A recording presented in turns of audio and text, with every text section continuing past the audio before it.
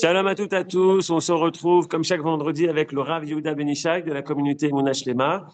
On va parler bien sûr de la paracha Trouma, Rosh Chodesh Adar. On souhaite plein de simcha et surtout la reconstruction du Beth Amikdash. Mais selon le titre, cela dépend de notre volonté. Bechavod Rav Benishai.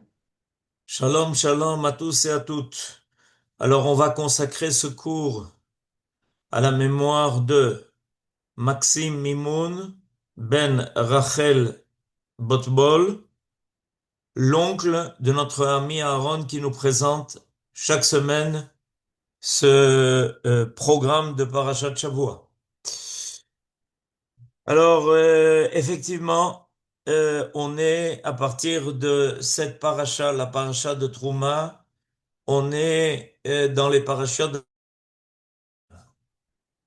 Ce n'est pas une mince affaire de construire le Mishkan. En effet, après être sorti d'Égypte et s'être libéré de la servitude qui n'était pas que physique, mais qui était aussi psychique de l'Égypte sur nous, nous sommes passés par le Sinaï pour avoir la révélation du divin qui était en nous et qui va être présent de façon constante dans notre histoire, et donc acquérir ce chérout, c'est-à-dire cette capacité d'indépendance qui est fondamentale pour réaliser notre rôle sur terre, d'être le peuple qui va éclairer l'ensemble du monde et de l'humanité de morale et spiritualité vraie. Et on en arrive maintenant à un grand cadeau qui nous est fait par Dieu lui-même, qui nous a fait sortir d'Égypte et qui nous a donné, révélé sa Torah au Sinaï, celle de venir et résider, être présent au sein même de notre camp. Donc on va devoir édifier un palais pour Dieu. Ce palais s'appelle le Mishkan.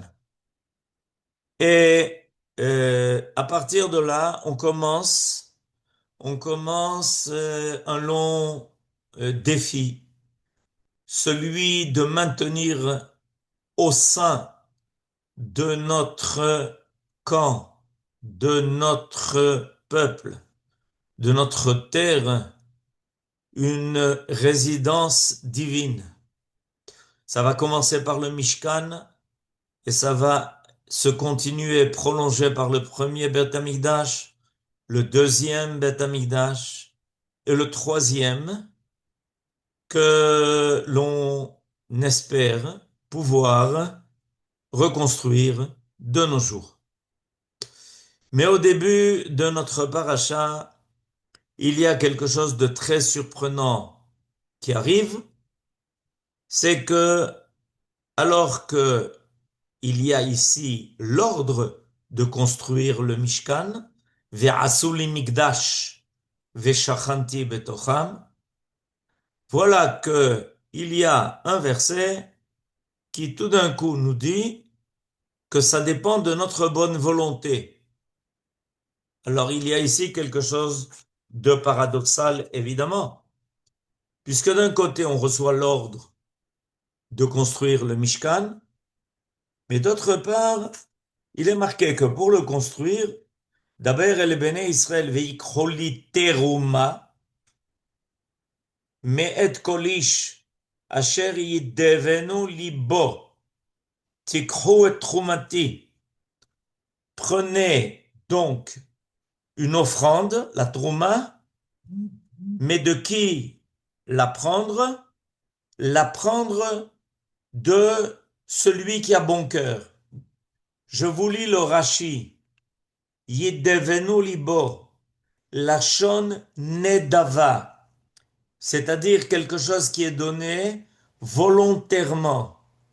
Veu lachon ratson tov, ratson tov, bonne volonté. Alors, comment expliquer que d'un côté, on a une mitzvah de construire le Mishkan, que l'on a une mitzvah de construire le Beth Amikdash, mais que ça dépend de notre bonne volonté. En général, quand on a une mitzvah à accomplir, il est clair que ce n'est pas laissé à notre choix de décider si on va le faire et comment on va le faire. En effet, prenons un exemple tout simple. On a le devoir de mettre chaque jour, les hommes, des tefilines. Et un homme se doit de se procurer des tefilines pour pouvoir accomplir cette mitzvah tous les jours. Est-ce qu'on imaginerait qu'on dise à cette personne-là, à cet homme-là, écoute, si tu veux, achète des tefilines. Et si tu n'achètes pas de tefilines, ben, il y aura pas de, tu n'accompliras pas la mitzvah des tefilines, c'est pas grave. C'est clair que ça se passe pas comme ça. Il est clair qu'à partir du moment où on a reçu la mitzvah de mettre des tefilines, on doit investir. On doit faire l'effort d'acheter des tefilines. Ce que l'on fait d'ailleurs avec chaque enfant qui arrive à l'âge de la bar mitzvah, on lui achète des tefilines. En général, c'est le père ou le grand-père qui achète des tefilines pour que son fils ne prétende pas qu'il n'a pas mis les tefilines parce qu'il n'en avait pas. La première chose que l'on fait avec un bar mitzvah, c'est lui fournir cet instrument de la mitzvah des tefilines, et personne ne dit, ben ça dépend de ta bonne volonté. Si oui, tu achètes. Si tu n'as pas envie, n'achète pas. C'est pas comme ça que ça marche. Quand on a une mitzvah à faire, on doit la faire et on doit la réaliser et pas en fonction seulement de notre volonté. Je donne un autre exemple. La paracha de la semaine passée, Mishpatim, c'était aussi la paracha de Shekalim. Qu'est-ce qui nous est dit dans cette paracha de Shekalim? Que chacun est tenu de donner Machasit à Shekel. Personne ne nous a dit, si vous avez envie, vous donnez, si vous avez envie, si vous n'avez pas envie, ne donnez pas. Ça dépend de votre bonne volonté. Non, non, pas du tout. Chacun, d'ailleurs en ce moment, on s'intéresse beaucoup à la valeur de Machasit à Shekel selon sa valeur vraie. Cette année, il se trouve que les prix ont bien augmenté. Pour quelle raison? Parce que le prix de l'or, le prix de l'argent dans le monde, de l'argent dans le monde a triplé. Le prix a augmenté entre l'année passée et cette année du triple. Alors, ça, les gens vont être un peu surpris de voir que cette année, le coût de Zecher le Machasit à Shekel est bien plus élevé que l'année passée. Et évidemment, quand on nous dit de faire cette mitzvah de Zecher le Machasit à Shekel ou de Machasit à Shekel quand le Beth Amikdash est là, on ne nous dit pas que ça dépend de notre bonne volonté. Le riche comme le pauvre comme le riche, sont tenus de donner exactement la même somme. Alors qu'est-ce qui se passe là tout d'un coup avec la construction du Mishkan? Qu'est-ce qui se passe tout d'un coup avec la construction du Beth Amikdash? Où chacun amène selon sa bonne volonté, selon la générosité de son cœur. Mais et kol ish asher yidevenu libo. La réponse à cette question est essentielle parce que elle concerne en fait toute notre vie. Elle concerne en fait toute la démarche de notre histoire. Et elle ne concerne pas seulement les générations passées, mais encore et beaucoup plus notre génération, la génération présente. Quand un homme n'est pas conscient de la valeur de quelque chose, alors il vaut mieux lui dire de façon obligative ce qu'il a à faire. Il vaut mieux lui dire de façon très claire, il faut mettre les tefilines et il faut acheter des tefilines. Et tant que tu es enfant, on le fait pour toi. Mais si tu as déjà grandi et que tu es devenu adulte, tu n'es pas libéré de cette mitzvah parce que tu n'en as pas. Tu te dois d'acheter des tefilines. Pourquoi? Parce que ça prend beaucoup de temps avant qu'une personne ait conscience de la valeur des tefilines. Mais quand quelqu'un est conscient de la valeur de quelque chose, qu'il en est persuadé, qu'il a compris la dimension extraordinaire de ce qu'il est en train de faire et d'accomplir, alors on peut remettre ça à son cœur. Mais et kol ish asher yidevenu libo.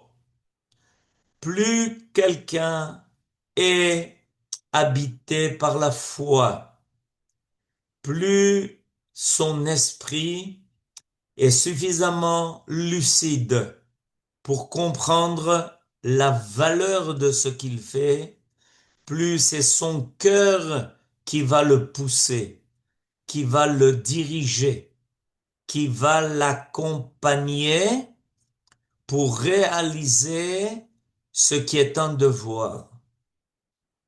Quand nous étions en Égypte, nous n'avions aucune volonté, parce que l'esclave, par définition, est l'homme duquel on a ôté toute volonté.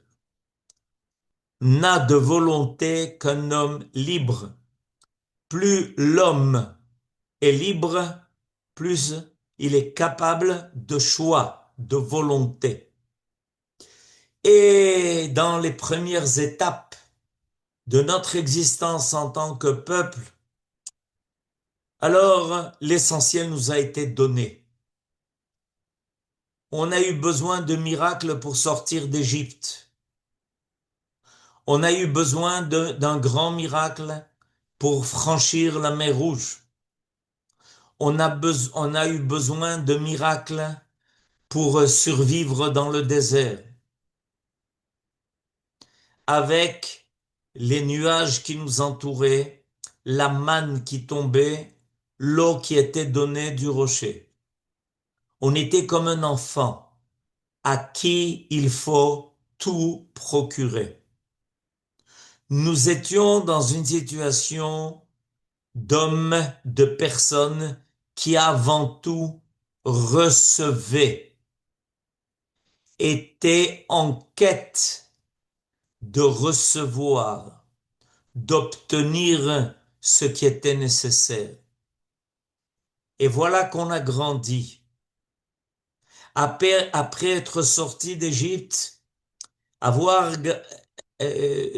avoir eu droit à notre liberté, après que nous sommes passés au Sinaï et qu'on a eu enfin conscience de qui on était, un peuple élu qui porte en lui un message destiné à l'ensemble de l'humanité, mais qui avant tout est celui qui réalise dans sa vie, qui réalise concrètement dans la réalité quotidienne le message divin extraordinaire de la vie de l'homme sur terre sans ignorer la présence des cieux. Voilà que Dieu pense que nous sommes maintenant assez mûrs pour vouloir, désirer, réclamer la présence de Dieu parmi nous, cette fois-ci en permanence, non pas brièvement comme ça s'est passé au Sinaï, en entendant les 10 paroles, mais de façon continue, par l'intermédiaire du Mishkan, et ensuite par l'intermédiaire du Beth Amikdash le premier, plus de 4 siècles, 410 ans. Le deuxième encore plus long, 420 ans. Et le troisième pour l'éternité. Le troisième, un Beth Amikdash qui ne tombera plus, qui sera là pour toujours. Et ça réclame de notre part avant tout une volonté, un désir. Me'et kol ish asher yidevenu libo. Ça dépend de notre cœur. Ça dépend de notre volonté libre. C'est seulement quand on arrivera à ce niveau que le Beth Amikdash qu'on a l'ordre de construire pourra se maintenir, parce qu'il aura affaire à des hommes qui le voudront, et le voudront de plus en plus, et qui auront tellement conscience du bonheur, de la joie, de la plénitude que la présence divine réalise en étant au sein de notre peuple, dans la ville qu'il a choisie pour être là, que personne ne voudra plus y renoncer. Personne n'osera plus faire quoi que ce soit qui puisse remettre en cause la présence du Beth Amikdash.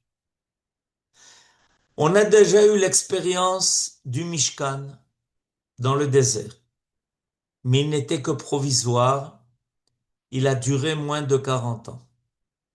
On a déjà eu l'expérience du premier Beth Amikdash, mais tout le monde n'était pas convaincu qu'il était absolument nécessaire.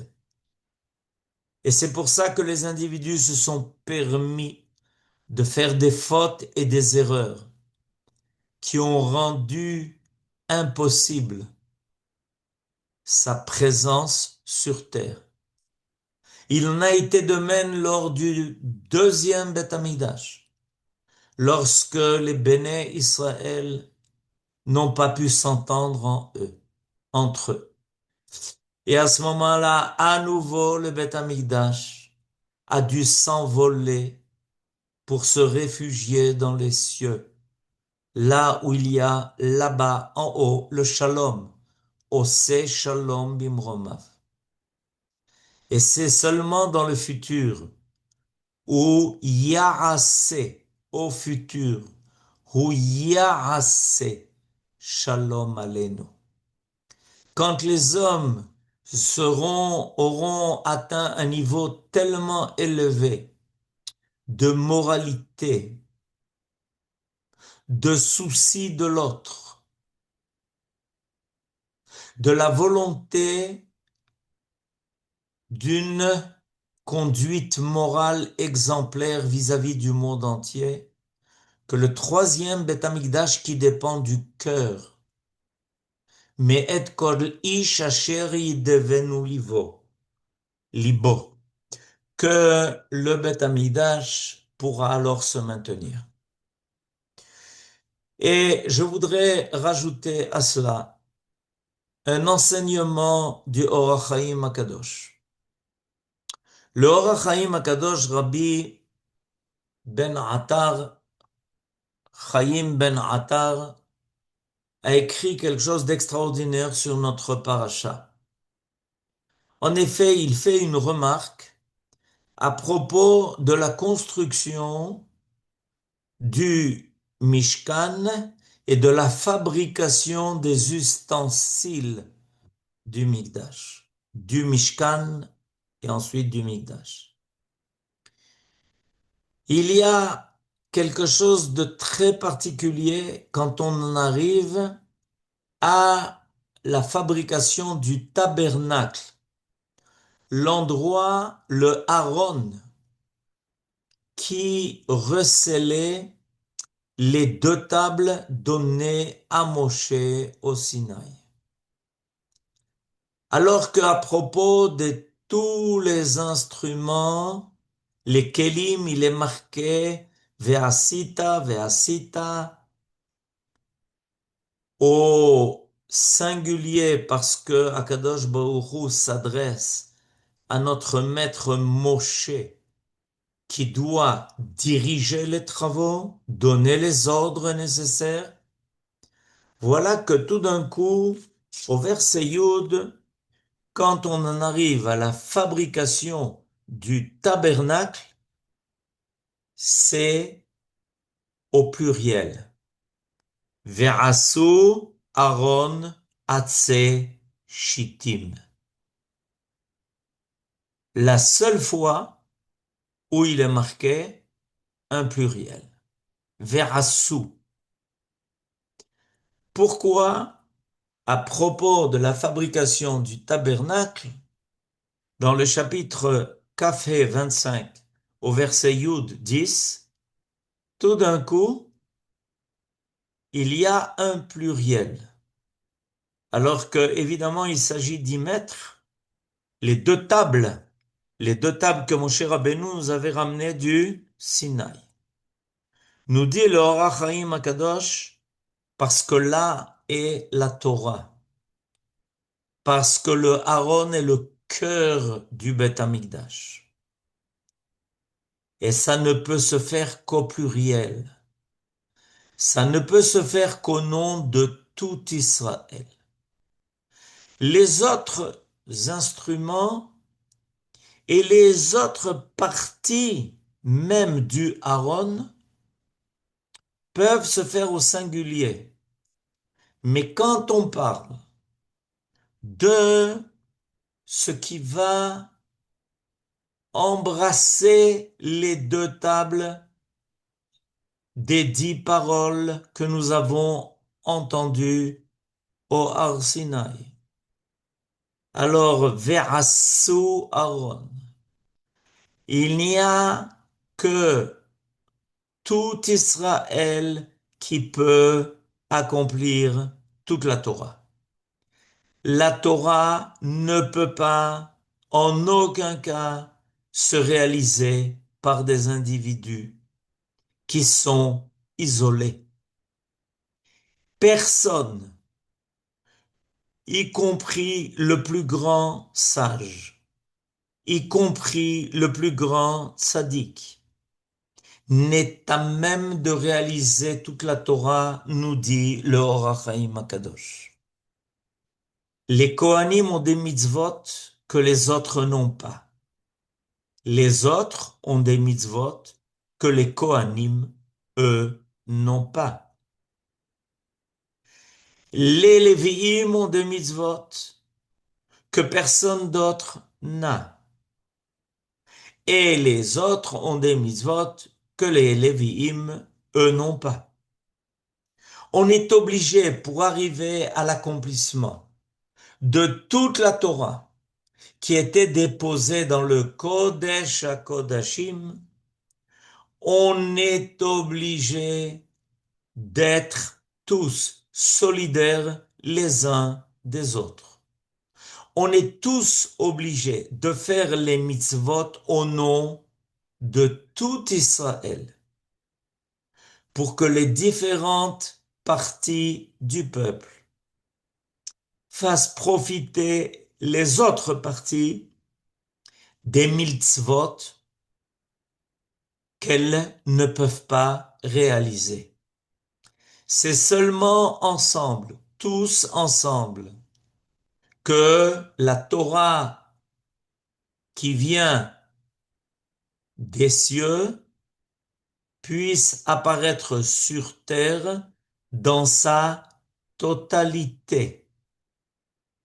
Seulement quand tout Israël le réalise et le fait. Ou sinon, c'est irréalisable, impossible.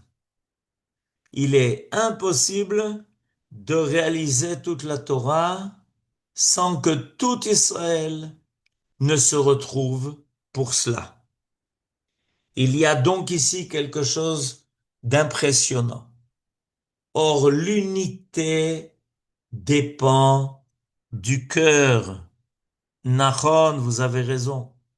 C'est pour ça que Israël est appelé Mamlechet Kohanim Vegoy Kadosh.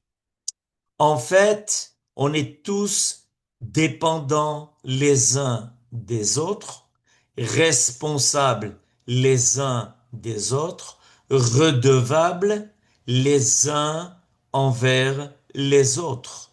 C'est pour ça qu'il est marqué Ve'asu Aaron au pluriel et non pas au singulier, nous dit le Or HaChaim Akadosh.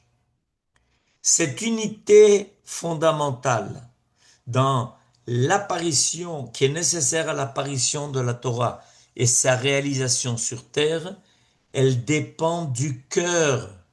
Me'et kol ish asher yidevenu libo. Elle dépend du cœur. L'unité ne se fait pas par des paroles, elle ne se fait pas autrement que par un réveil du cœur. Et puisqu'on approche de Purim,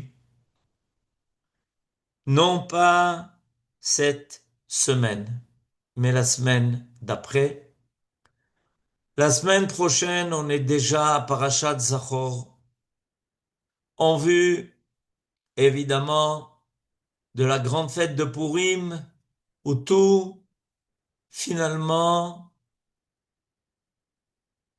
connaît un revers de situation pour le bien du peuple d'Israël alors qu'il était menacé d'extermination. Voilà tout d'un coup que à Purim, on a retrouvé ce cœur unique, cette volonté de réaliser de notre propre volonté ce que Dieu attendait de nous. Et dans le traité de Shabbat, il est marqué que alors que nous avons reçu la Torah au Sinaï, par menace d'une montagne qui risquait de s'écrouler sur nous, Kafa aleem ar kagigit, la Gemara dans le Talmud nous dit que, en fait, à Purim, le peuple d'Israël a à nouveau accepté la Torah, cette fois-ci en toute bonne volonté. Et elle apprend ça d'un verset qui se trouve dans Megillat Esther. Dans le chapitre 9 de la Megillah, pratiquement à la fin de la Megillat Esther, que nous allons bientôt lire, je vous lis ce verset. Kimu vekiblu hayehudim alehem, ve'al zaram, ve'al kol nilvim alehem, ve'lo ya'vor liot osim et shnei hayamim haele, ככתבם וכזמנם בכל שנה ושנה. Les Juifs ont accepté, ont de bonne volonté accepté et pris sur eux et sur leur descendance pour toutes les générations à venir, de ne jamais manquer de fêter ces 2 jours-là, le 14 et le 15 Adar, chaque année. Or, si vous ouvrez la Megillat Esther, vous apercevrez qu'il y a marqué dans le verset Kimu vekibel. Kimu vekibel. Et on lit vekiblu. C'est-à-dire que la Megillah nous dit que l'on est revenu à l'époque de Purim, à la situation où nous étions au moment du don de la Torah au Sinaï. Et on a réussi à le faire comme si on était devenu un seul homme. Kimu vekibel. Comme si le peuple d'Israël s'était haussé à nouveau à cette dimension d'être un seul homme. Qu'est-ce qui les a amenés à ça? Alors, quand Esther Amalka a reçu de Mordechai la demande de rentrer chez Achashverosh pour le supplier de supprimer le décret qui avait été décrété par Aman d'effacer tout le peuple d'Israël, Esther allait, avant de remplir son devoir, en respectant la demande de Mordechai, a lancé un appel. Elle a lancé un appel de bonne volonté. Elle a réclamé aux enfants d'Israël de se réunir, de prier et de jeûner. Lech knos et kol ha-Yehudim vetzumu alai shloshet yamim. Esther dit à Mordechai, tu me réclames de faire un don de moi-même, de faire abstraction de tout ce que je voudrais pour sauver mon peuple.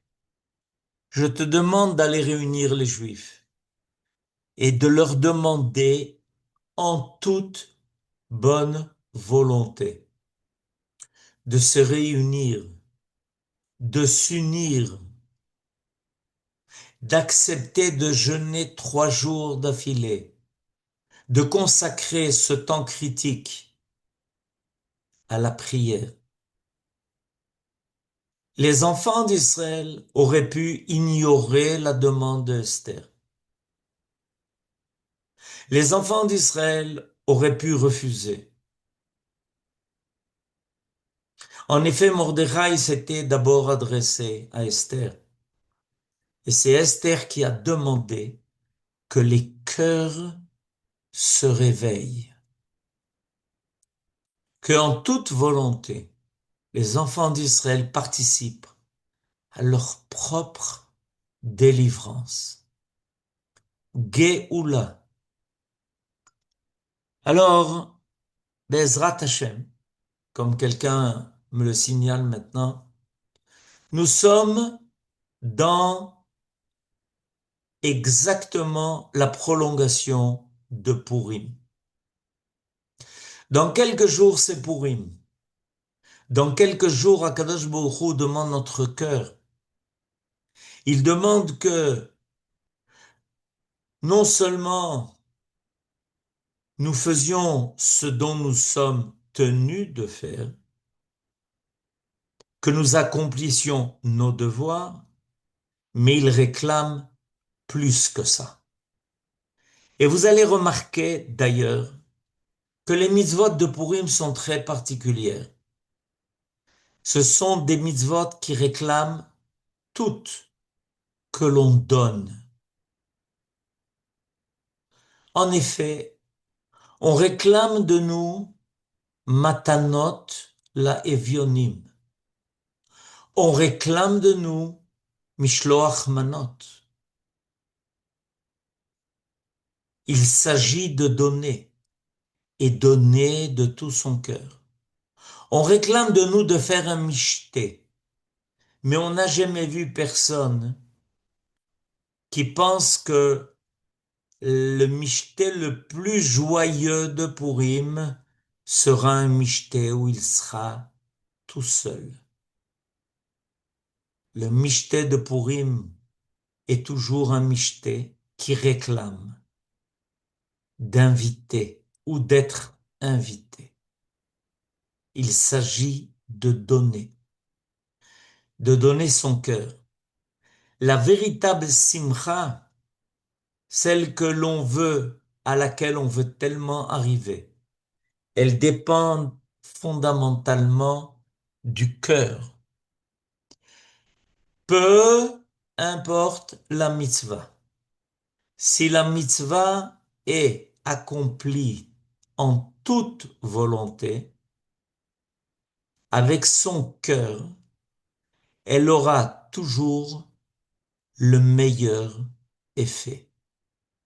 Et en vue de Purim, c'est ce que nous devons en fait augmenter. Mishenichnas Adar marbim besimchat halev, la joie qui vient du cœur. C'est-à-dire que l'on fasse tout ce que l'on a à faire, besimchat halev, avec son cœur. Voilà ce qui est marqué au niveau de notre paracha tout au début. Me'et kol ish asher yidevenu libo. Oui, on avait le devoir de construire le Mishkan. On a eu le devoir de construire le Beth Amikdash. On a eu le devoir de reconstruire le Beth Amikdash. Mais le troisième Beth Amikdash, qui était, ou pour qui, en fait, la fête de Purim, qui devait être le fait qui préparait à la reconstruction du Beth Amikdash définitif, ne l'a pas été. Voilà pourquoi, parce qu'une bonne partie des enfants d'Israël n'ont pas eu le cœur de revenir en Eretz Israël. Ils sont restés en Perse. Et ils ne sont pas revenus, leur cœur ne les a pas portés. Et c'est pour ça que le deuxième Beth Amikdash n'a pas pu tenir. Mais le troisième Beth Amikdash dépend de cela. Il est complètement en effet de la volonté qui se réveille au plus profond des cœurs de tous les enfants d'Israël.